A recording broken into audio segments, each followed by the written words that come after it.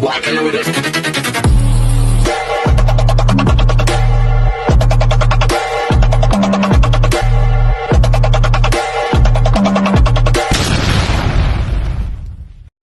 Hi everyone! Good morning! I'm back! It's your Mama Sam dito sa Sam Sam TV. Kamusta naman kayo mga amigo, amiga, kumare at kumpare? Sana lahat kayo ay okay at safe ngayong araw na to. At syempre kung ako naman ang tatanungin ninyo, mukha kong cover ng sofa namin. So kasi yung sofa green tapos yung suot ko ay cream. O diba? Kamusta naman? Anyway, so kamusta ang New Year's ninyo? So sana lahat kayo ay talagang naging masaya ang selebrasyon ng New Year's Eve, and then ayun nga nung first day ng New Year. So ako naman siguro naman na-follow nyo naman yung Facebook ko at nakita nyo doon kung ano mga pinaggagawa ko sa buong araw. So ang pinaka-highlights na pinakamagandang nangyari yesterday, syempre yung pagising ko ng umaga, I feel good. Tapos ayun, nakita ko yung first morning ng 2025. Yung iba kasi tinanghali ng gising, no? Ako hindi. Talagang gumising ako talaga ng maaga. Sinikap ko talagang gumising ng maaga. And then ayun, so yun, nag-walk-walk ako doon sa labas, ninamdam ko ang sikat ng araw, pumunta ako ng market, kasi bumili ako ng flower para sa iaalay namin. At hindi lang yun, ang bongga ay syempre, eat to the max ang labanan kasi ang dami namin food na nakakaloka. So yun, kain, kain, kain, and kain. Ganon yung eksena. Plus, hindi lang yun, pinaka naloka ako, ayun nga, so namasyal kami ni Nu. So maganda yun nangyari. Tapos nag-dinner kami sa Korean restaurant na talaga naman masasabi ko, first time ko lang din natikman yung food na yun. So yun, ang saya lang. Parang kalmado yung first day ng New Year's ko. And then pag uwi ko, ayun, nag-Netflix, nag-upload, ayan. Tapos yun, natulog ng maaga. So take note ha, para mga 10 or 11 tulog na ako. Tapos at nakompleto ko ang 8 hours sleep. Medyo nag-struggle lang kasi nagising ako ng 3 a.m. Kasi nasisilaw ako dun sa yung bago kong biniling alarm clock. So sobrang liwanag nung niya ng ilaw niya. Nagising ako doon. Tapos ayun, medyo siguro parang na-awake ako kasi nga maaga akong natulog. Tapos pero nakabalik naman din agad after ko uminom ng milk, ayun. Tapos nagising ako, 10 a.m. na. Bongga. Kaya sa akin ganun ng monitoring clock ko. Sabi niya, ay, natulog ka ng 8 hours more than. Great. Di ba? Ganito tayo ka-fresh, walang makeup yan. Di ba? So, yun. So, saya lang nung araw. At saya din nung feeling na kompleto yung tulog mo. First time kong natulog ng 8 hours. Kasi isa yun sa mga priorities ko na ngayon 2025, yung matulog ng maaga at makomplete yung 8 hours sleep as long as possible. Kasi nga, di ba, hindi na tayo bata. Aminin na natin, I'm 47 years old. Di ba? Yan yung reveal ko.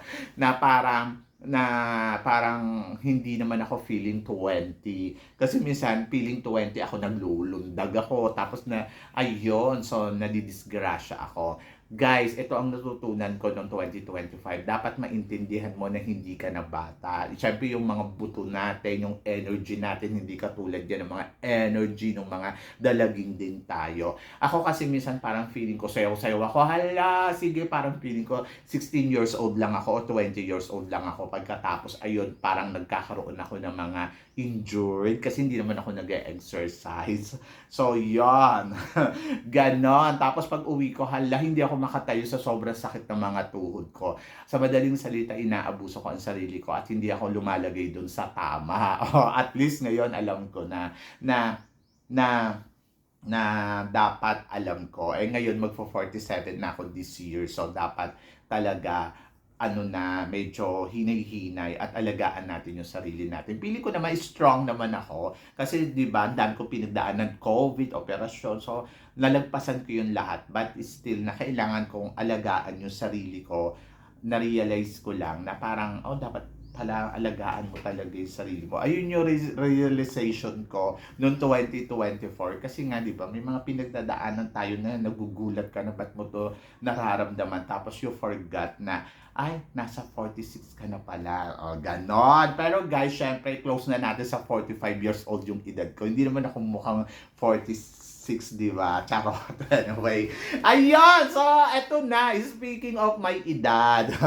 Eto nga si Winwin Marquez, Diyos ko, talagang pak na pak at hindi na makontrol ang kanyang laban sa Miss Universe Philippines. Mukhang kumpirmado nga kasi nagpasabog ng bonggang-bongga kahapon ang lola mo with swimsuit. Yung iba nagtaray, sabing ganun, hindi naman daw ganun kaganda ang katawan. Ano ba? Buti nga siya kaya niya mag-swimsuit ng ganyan. Take note ha, may anak pa yan.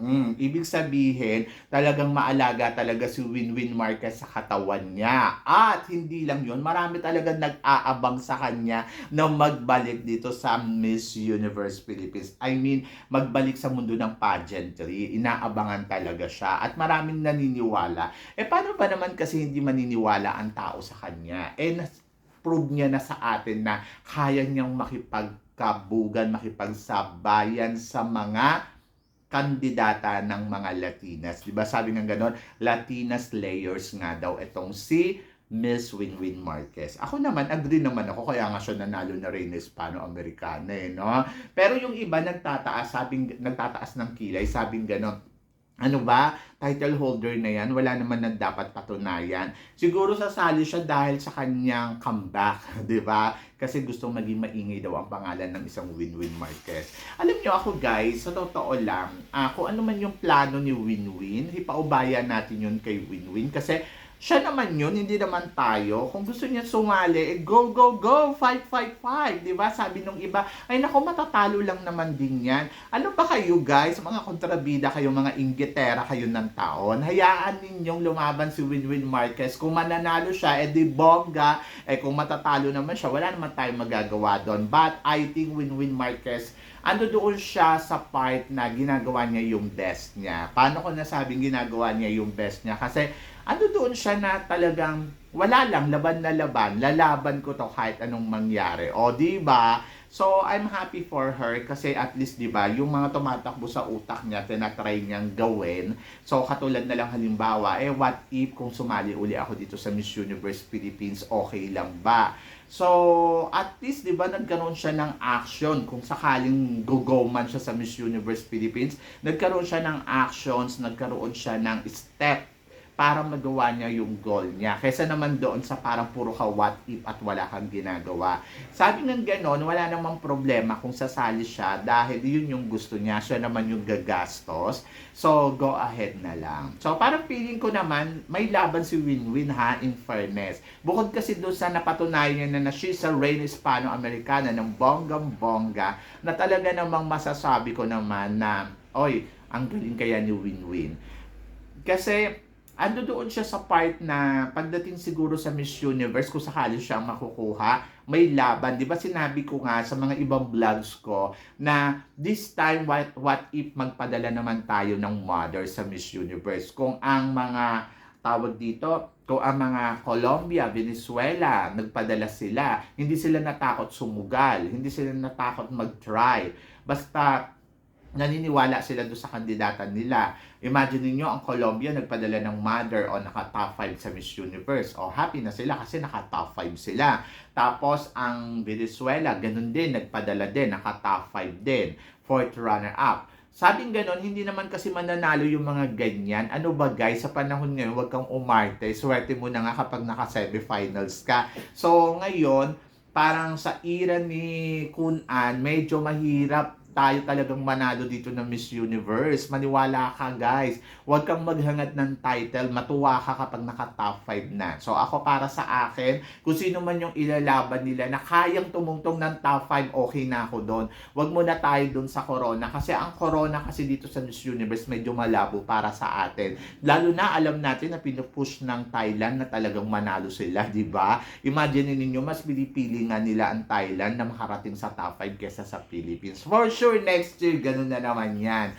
So, dapat ang goal natin ay maka-top 5 sa Miss Universe. And I hope ang Miss Universe Philippines makakuha sila ng kandidata na kayang tumungtong ng top 5, hindi lang top 30. Di ba? So ngayon, tingin ninyo, win-win markets na nga ba ang hinahanap para sa makatungtong ng top 5 ang Pilipinas sa Miss Universe? Tingin ba ninyo kung magpapadala tayo ng isang mother na candidate sa Miss Universe, magiging katulad din kaya tayo ng Colombia, ng Venezuela, na makakarating sa dulo ng competition? I-comment below mo yan para at least malaman ko naman kung ano naman ang chika mo dito sa mga pinag-uusapan natin ngayon. So, yon. So, syempre, maraming salamat sa inyo lahat sa suporta at pagmamahal na binibigay ninyo syempre dito sa channel ko. At sa mga hindi pa po nakakasubscribe dyan, please don't forget to click like and subscribe my channel at i-click nyo na rin po ang notification bell para more updated kayo sa aking mga chika. Sabi ng ganon, always keep smiling and always think positive lang. Walang imposible.